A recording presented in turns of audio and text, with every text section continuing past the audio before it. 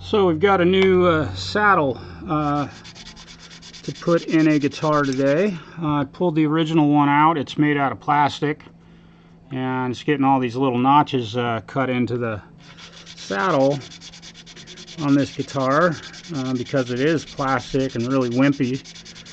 So we're going to put a bone saddle in this one, and I'm just having to thin this out by maybe 1/1000th of an inch. It's less. It doesn't quite fit in the slot, so we're gonna thin her out just a little. Love the smell of bone. Did I say that?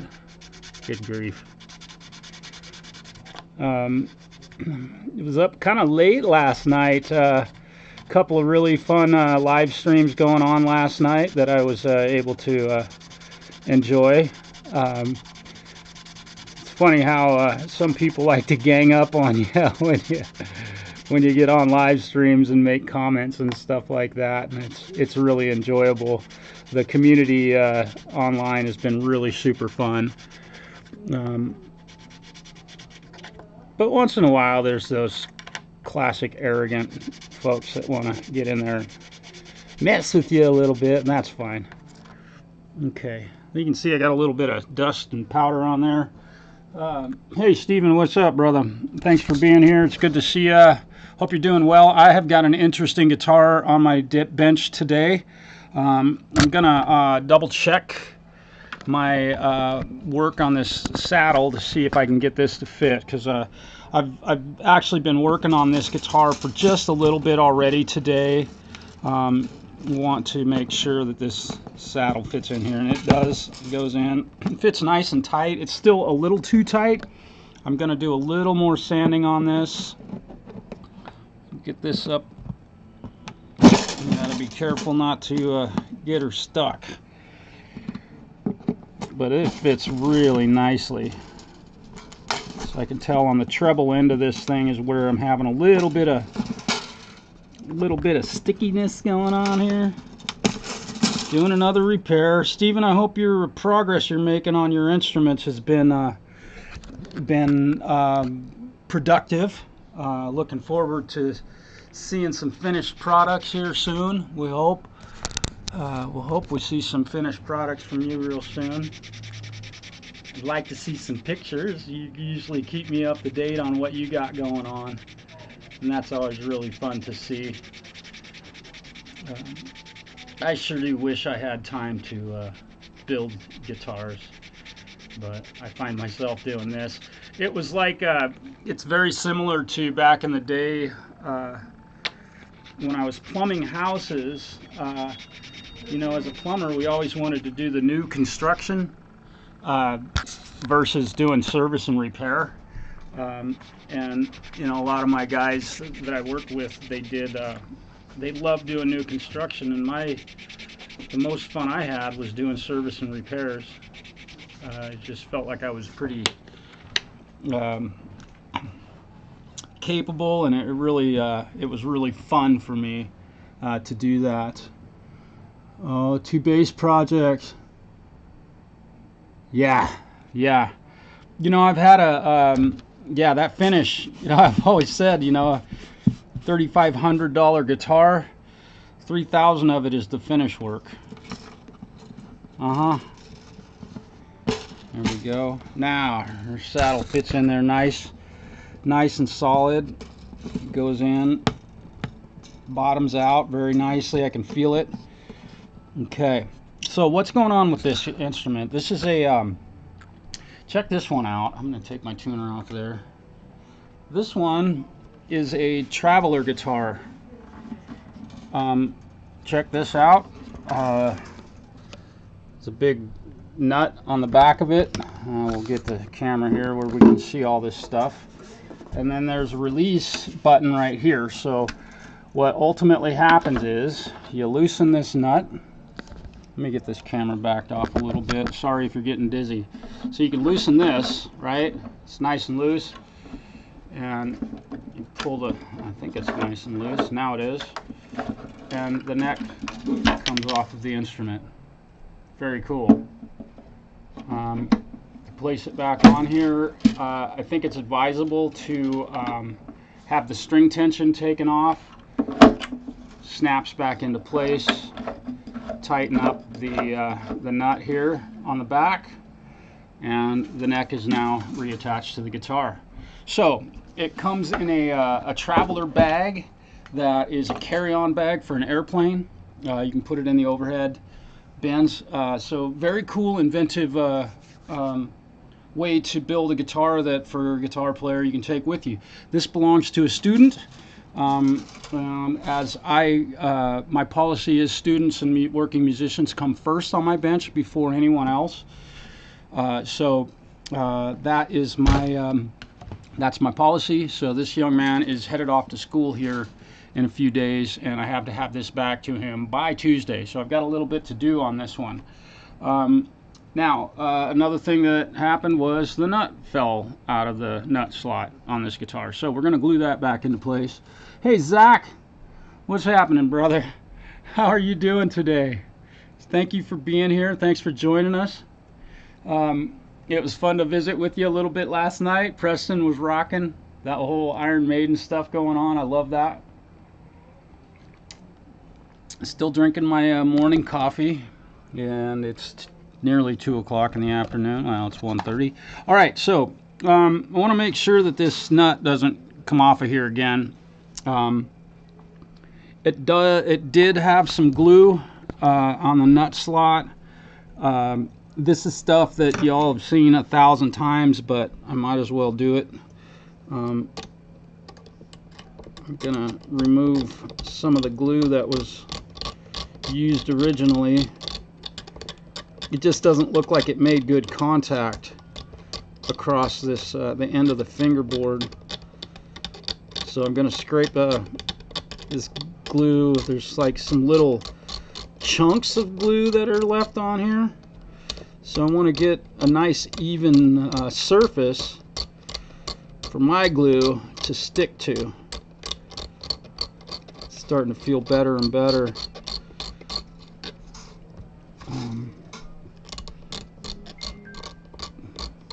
I don't know if any of you have seen this type of guitar before. I know, you know, there's lots of folding instruments that are out and available.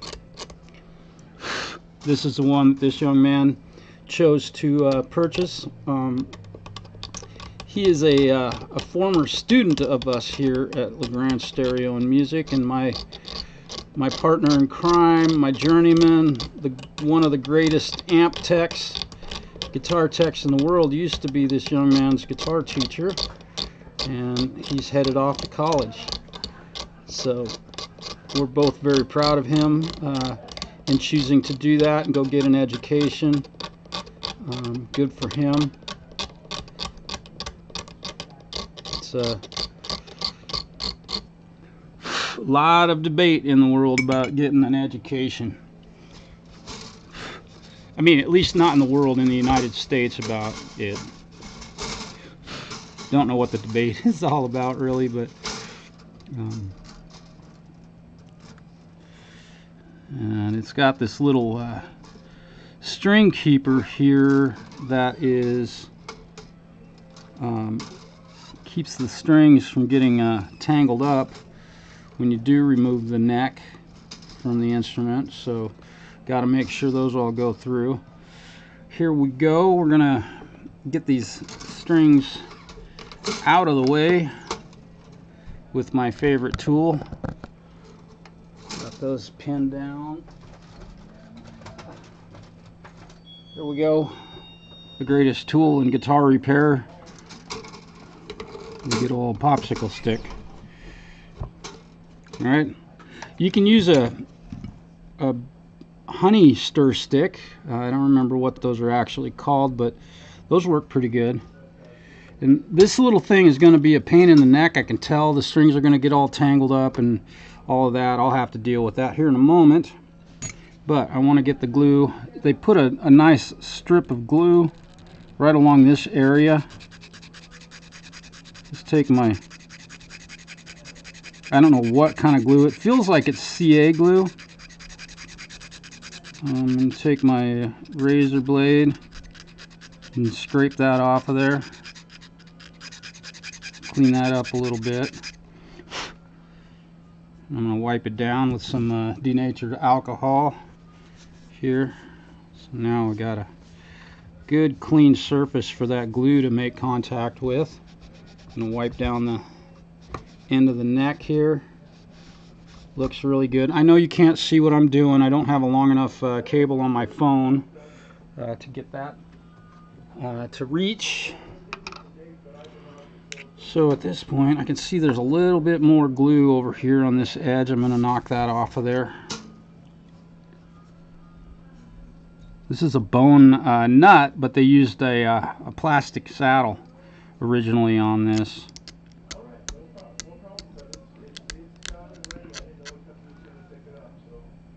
Kind of a chunk missing out of it right there. We're going to go ahead and leave that alone. There we go.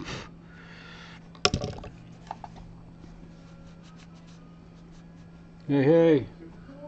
Hey, Brad.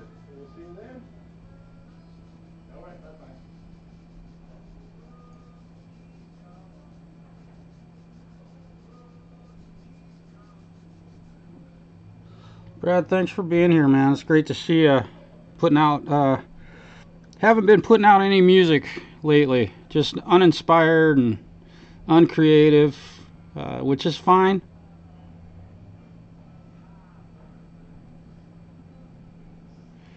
If I'm not feeling like writing music, I'm not going to record something that sucks. I did write a piece of jazz last night that really turned out pretty nicely. I recorded it. I don't play a lot of jazz. I was just trying to do something different, maybe to spark some creative juices to flow.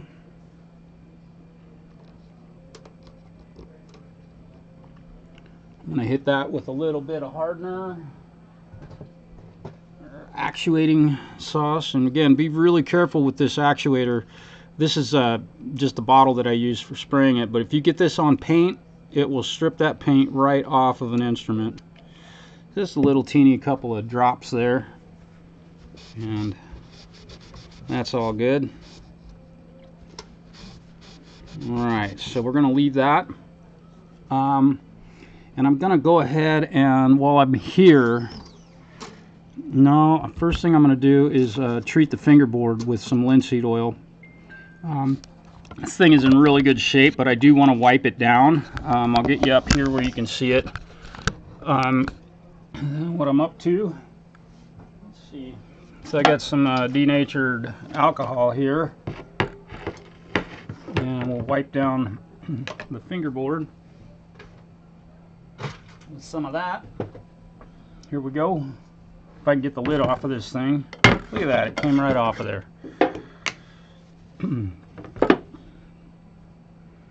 I just want to wipe this fingerboard down and get anything off that's on it off.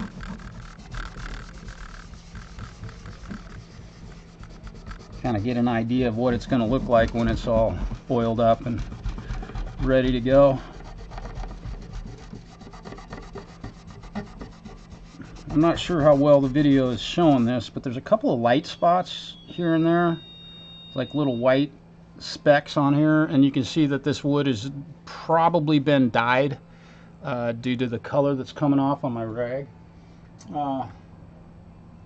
Brad, yeah, dude, I wish I knew what was going on. I just haven't felt creative.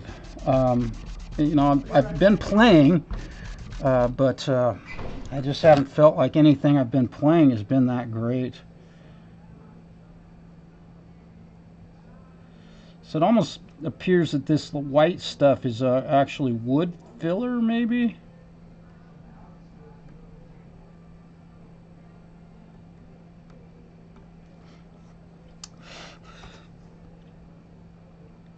This is just a little thing, the detail that I can do while I'm here, so I'm going to try it. It's really unnecessary, but we'll see if these little white chunks will come out of here, clear up a little bit.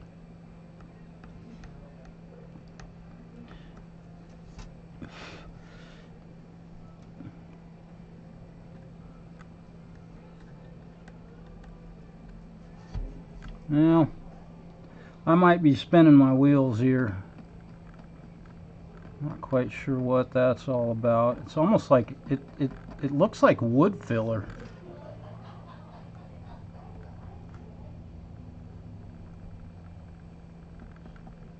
Can't tell. Now, it looks a little better getting those bright white spots off the fingerboard. I'm gonna go after this one right here. Hopefully you can see that. This little, I don't know how well this video is showing this little white spot here, but I'd like to knock that out of there. Just being really, really gentle.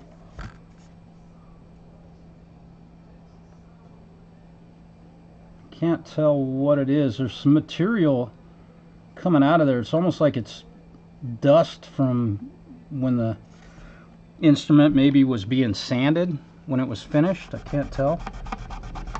There we go.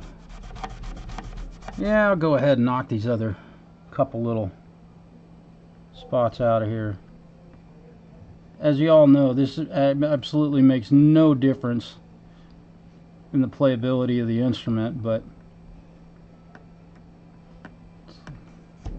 like if you borrow a guitar, return it in better shape than it was in when you borrowed it. Yeah. There we go. I think that looks a little better. I'll let that denatured alcohol evaporate, and I'm going to oil the fingerboard. And I think at this point I'll oil the fingerboard, and then I'll pull the strings out of the saddle down here, and oil the saddle also, or the bridge, I'm sorry.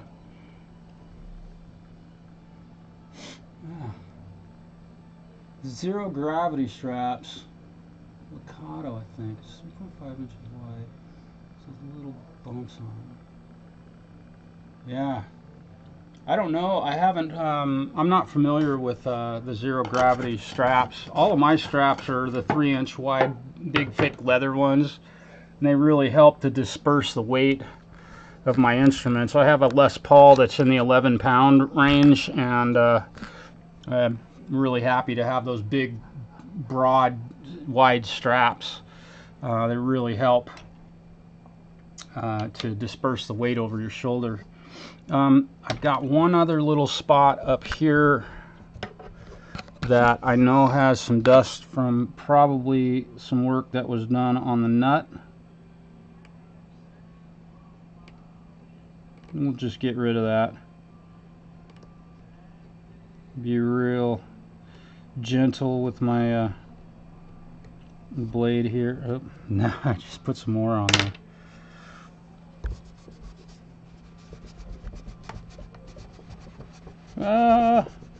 There we go.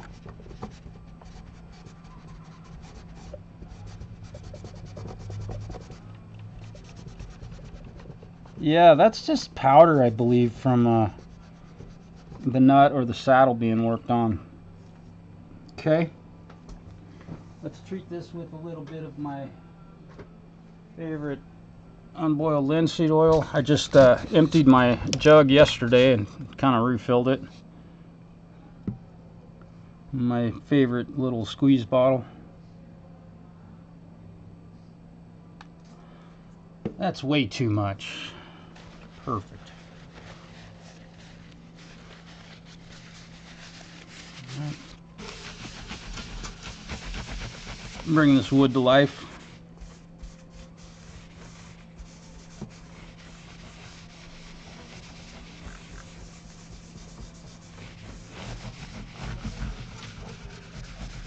That looks a whole lot better. Don't you think? Look at that. Gorgeous.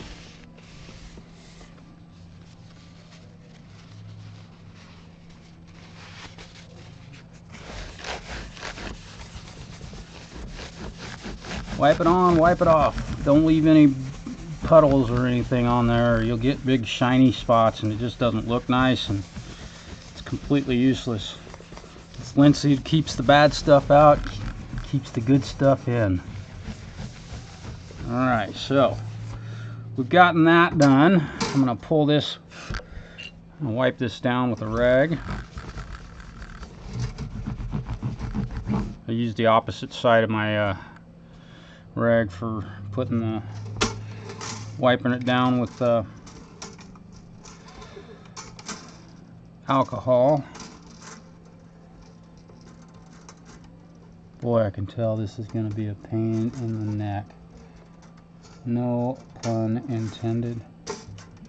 So those go, oh my goodness. I can appreciate this, but what a pain. Okay, so here we are up here, this end. I'm just doing this. I'm going to put these strings on. I am going to put a new set of strings on this before I'm done, so I'm not really worried too much about pinching them or bending them or anything like that. So now we've got that held solid, so we'll come down here. And the whole point in doing this is just so that I can put some linseed oil on the bridge down here. So we'll pull these pins, and I put that cable on there to keep all the strings in place. These are ebony end pins, so that's kind of cool. This guitar was built in China.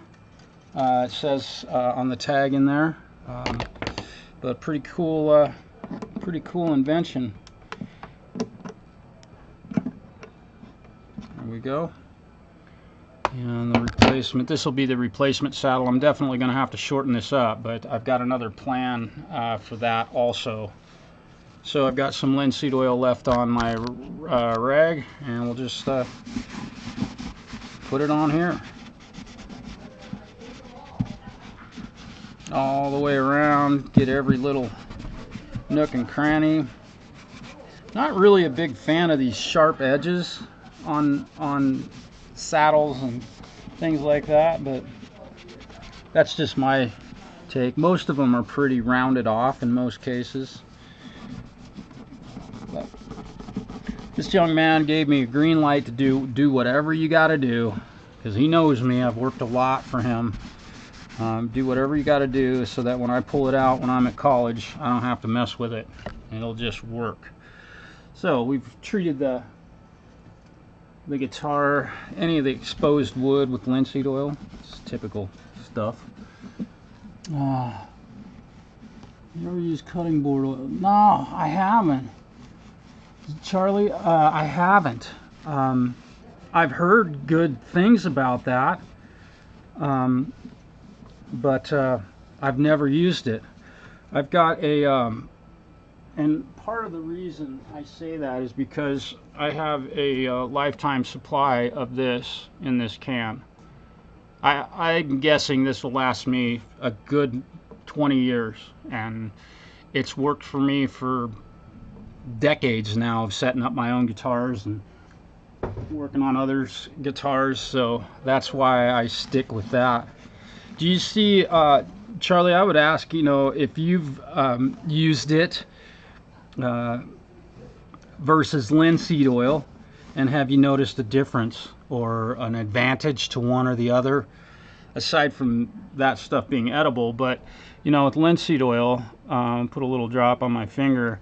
I'm not afraid. Tastes like it smells. Ultimately, yeah, linseed oil.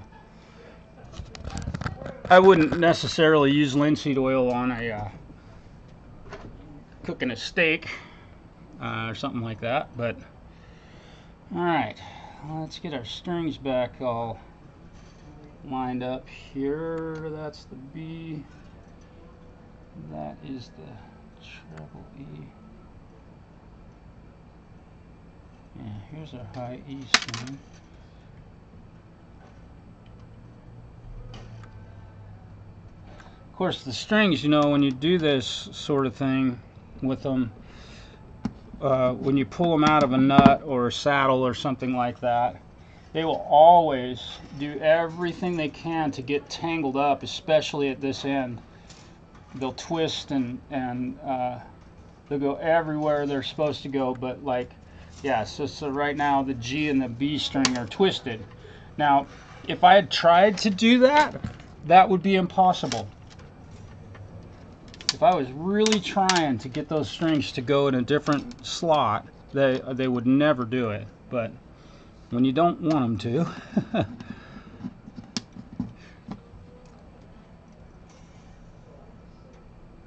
yeah. I suppose I've never used it. I use linseed oil because that's what you use on Keith Richards guitars. He ain't wrong.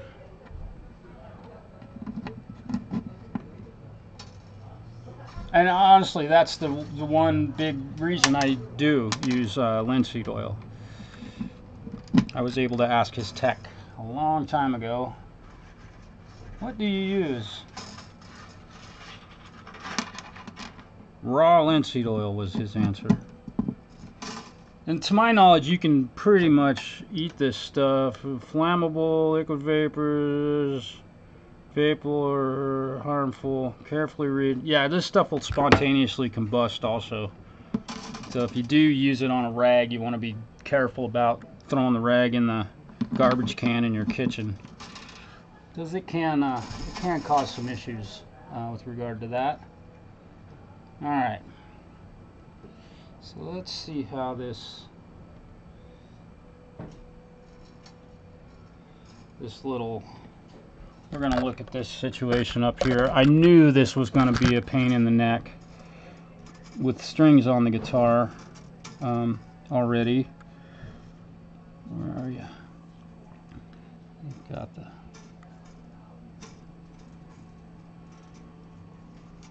Let's see. So that sits there, and this is supposed to sit here with the strings passing through it. Okay, so what I'm gonna do, I'm not even gonna mess with this. I'm gonna put that back on after I get the strings off of the guitar. So at this point we are working on the saddle.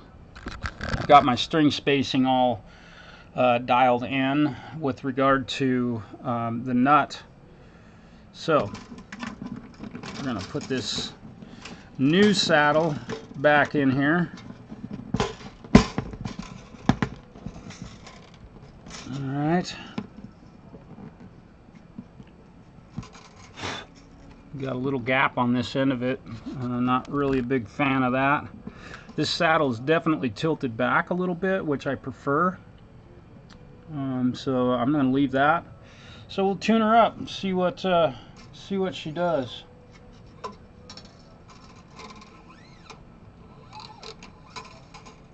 Alright, where's my string winder? There it is.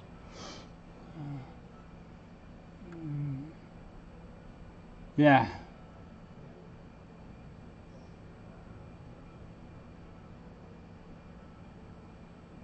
Yeah. Alright, let's get our strings wound back up here. And I like the way they've done this nut. They left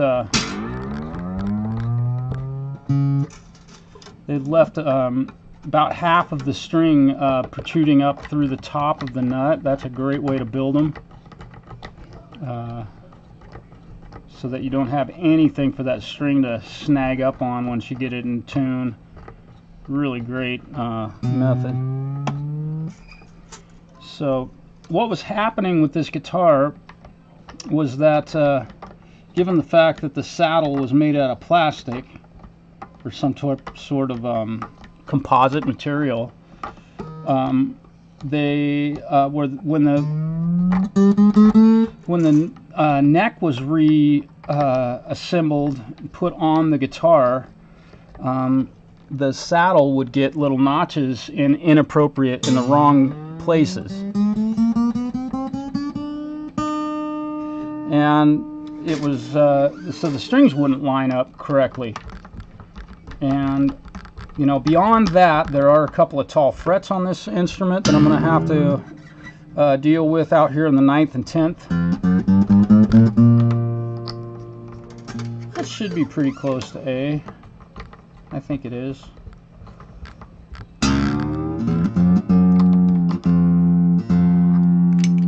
Am I doing good here? I think I'm close.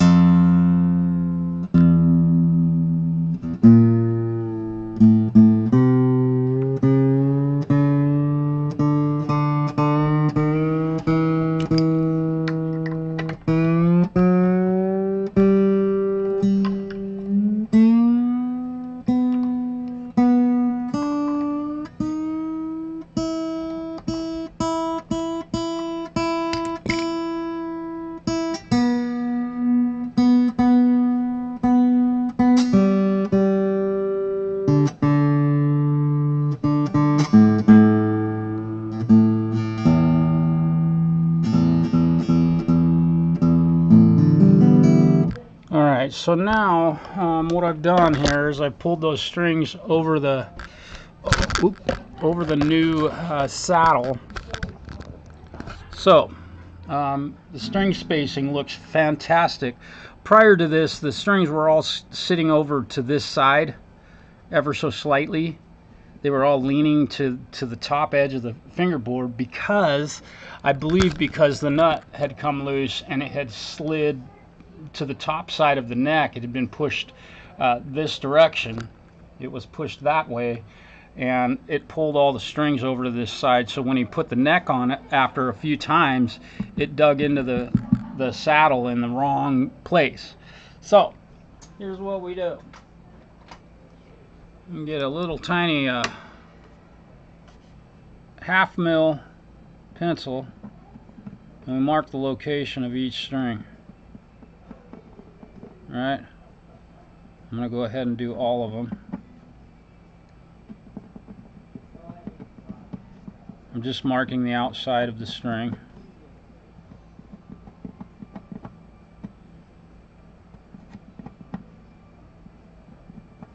Alright.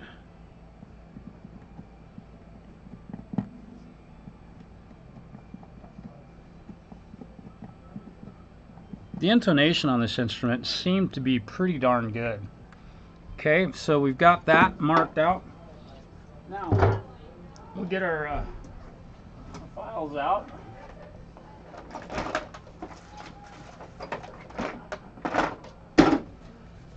Nut files, these guys. And this is a set of 12 gauge strings, I believe. We'll check that.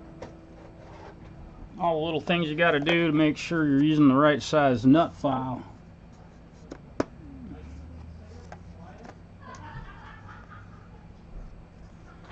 Ooh. See, Larrabee low E string buzz was due to moving from 12s to 13s. So that'll do it. I recommend anytime you change string gauges, you do a full setup. Let's see, what do we got on here? These are 12s. So we're gonna stick with 12s on this thing. So I will use a set of 12 gauge Ernie Ball strings on this, but we need to notch these the saddle. The reason I'm doing this is to make damn certain that the saddle, when he goes to put this thing together, that string has a definitive notch to slide into, just like you would at the nut. This is not typical. Strings will usually dig into these a little bit and make their own slot after a set amount of time on instruments, but typically you don't slot the saddle on a bone saddle. Find me a. Okay, so let's. I'm gonna get my Japanese saw. We're gonna use a Japanese saw to get things started, and then we'll go one at a time.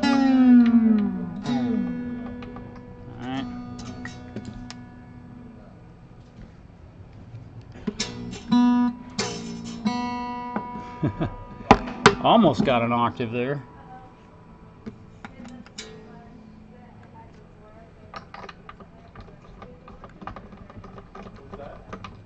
Anybody disagree with what I'm doing here to make sure this thing gets put back together properly before I start cutting? And thanks for being here, everybody. It's kind of strange. I haven't released any music recently, but I've been doing a lot of the Welcome to the Bench lives and seeing my subscriber count grow, which has kind of been cool. I'm really proud of that. It's cool that people are interested in educational stuff, you know, or working on their own guitars.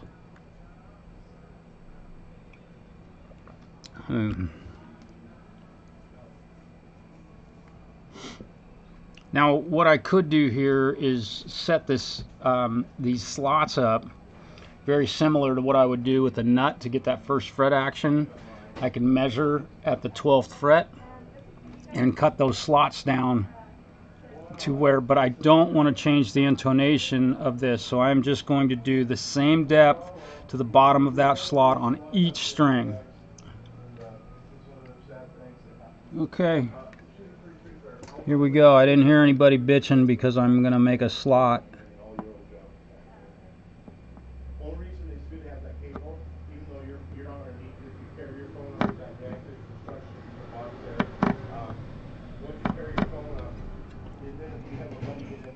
Tiny little divot.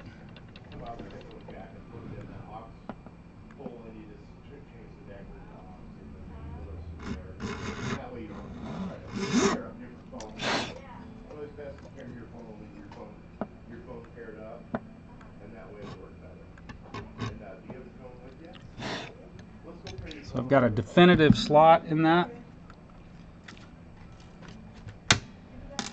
Put this string back in there and see what she looks like.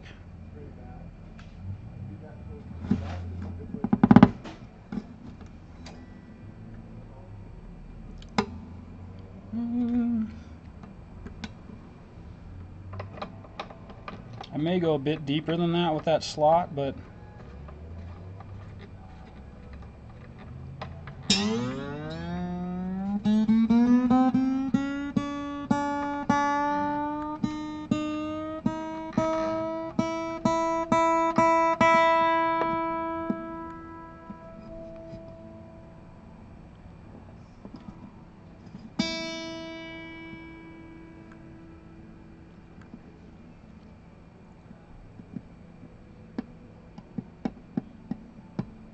most definitely. That worked great.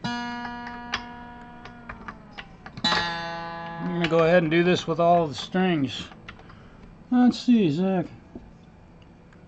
4 years. I haven't found anything better. Yep.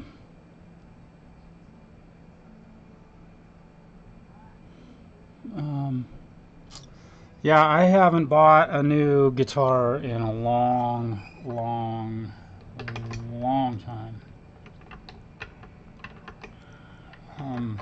I have no need for another one. Believe it or not, I just said that. I got plenty. And I'm proud of the ones that I own. They really do a fantastic job for me. I've got a weapon for every type of warfare that I might enter when it comes to music. So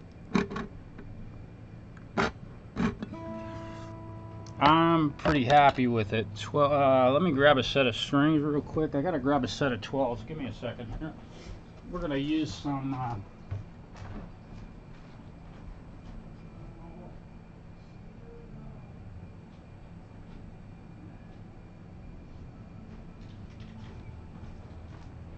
Actually, you know, I'm going to go with the set of these Everly. I'm going to go with the set of these Everly phosphor bronze strings. And the next one is a 16. There we go. Come here, screwdriver. So I've got my 16.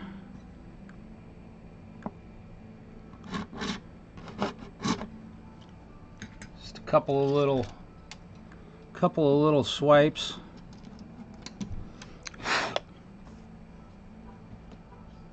We don't need to make a big old deep slot right here. I certainly could, but I can tell that where I've put these slots in here, now the string is wanting to fall back into that slot.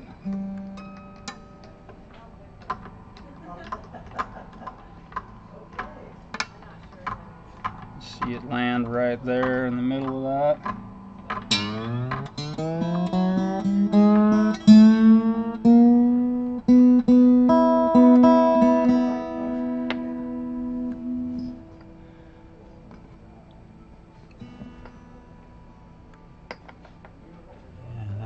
Great. About half of the string is coming up out of that slot, so I'll just continue to move forward with this. Now this is something that you know, I don't normally do on an acoustic instrument because you don't take the neck off of most acoustic guitars, you know, unless it's a Taylor or something that needs some work. But this one is probably going to get taken apart and put back together a few times. So, I need a 26. So, I want to make certain that every time this kid takes this thing apart, puts it back together again, it goes right where it's supposed to go. Hello! Oh my goodness! Happy anniversary! Oh, thank you very much. You're welcome.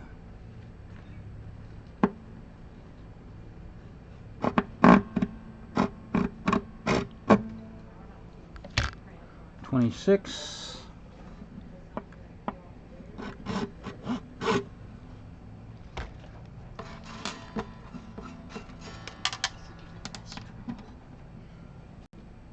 How are you doing? Doing well, thank you.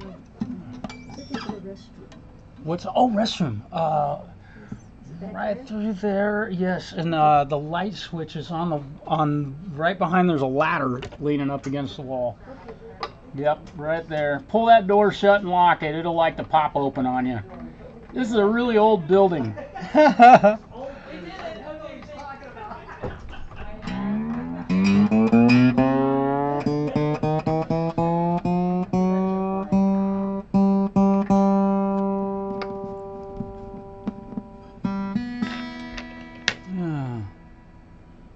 Oh, 12-foot open house. Oh, good grief. Oh man, yeah, those 812s, man, those are expensive buggers, and they build them out of really, really great wood, and they're just beautiful. That's a pretty steep price on that, but hey, man, there's a lot of people out there that make a whole lot more money than I do. If I had a pretty indispensable amount of dough I could spend, I might own an 812. I've definitely played a few of them. We had one at a Guitar Center store that I worked at. Yes, I did work at Guitar Center. I apologize, but I have to admit it.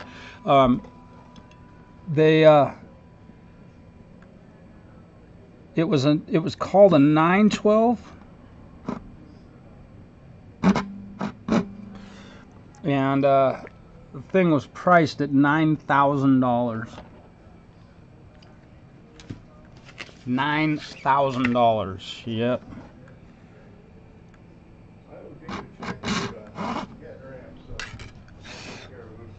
Yeah.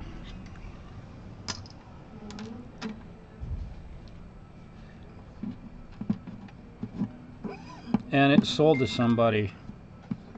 Man, it was gorgeous. A lot of koa in the construction of that one. I mean, it was, whoa, really beautiful.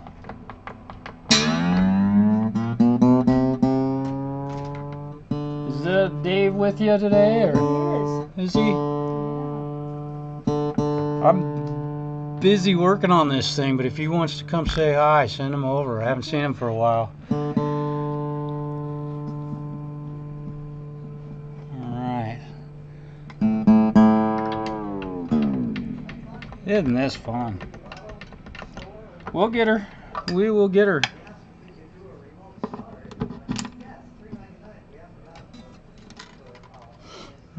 43, we're gonna get a little slot here. This Japanese saw, or flat saw, really helps me to get that slot exactly where it's supposed to go. So let's see. I need, where are you? Hey, get out of my office.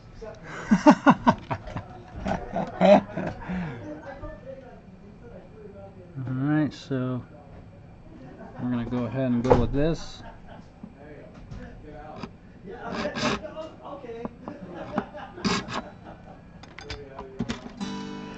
Teeny little moves, man. You go get crazy with one of these things and you'll regret it. You'll go way too far. That's the weirdest thing. Is that one that clamps together? Yeah. Yeah. It's got some problems, but... Oh, I tried to play it yesterday. Yeah, it was unplayable. Almost unplayable. The problem is with the saddle keeps... you put the strings in the saddle and they The reason I put it here was because I was afraid if I put it up there, you wouldn't know what the hell it was. Yeah. I would have been like... Yeah. Why is this drum sitting here? You know?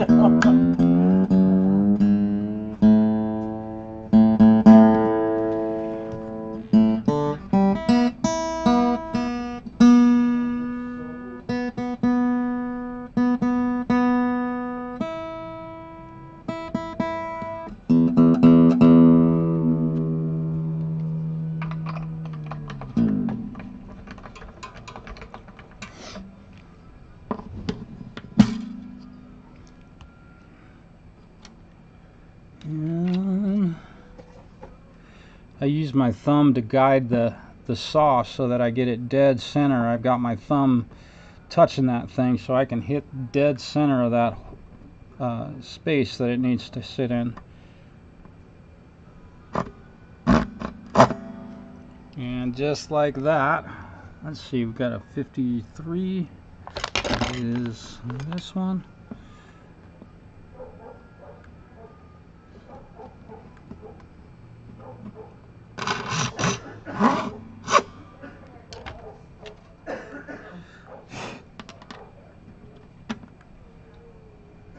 Put it back together.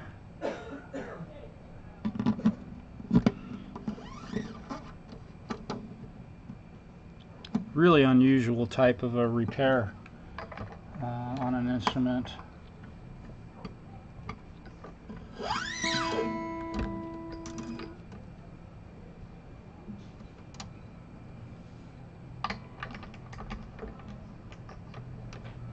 come on.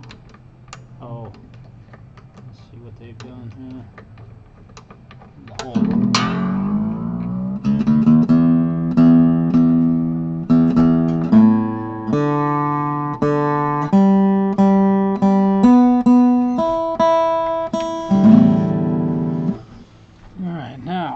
check the string action here, which is way too high. Yeah. We got to come down 3/64 on both sides. I want to check my my string height across them. Let's see. Yeah, 3/64, so we need to come down on both sides of the saddle, which means I need to take 6/64 off of the bottom of that, which I'm going to do. You guys have seen 1,000 broadcasts with that on it. I would think that y'all are having a really wonderful day, and I appreciate y'all being here. Hit the like button if you'd like, and Mr. Rock. Oh. Yeah.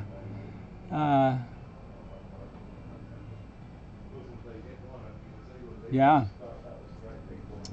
You don't have an ad blocker, or you're not a YouTube subscriber? I pay for YouTube, so I don't get ads.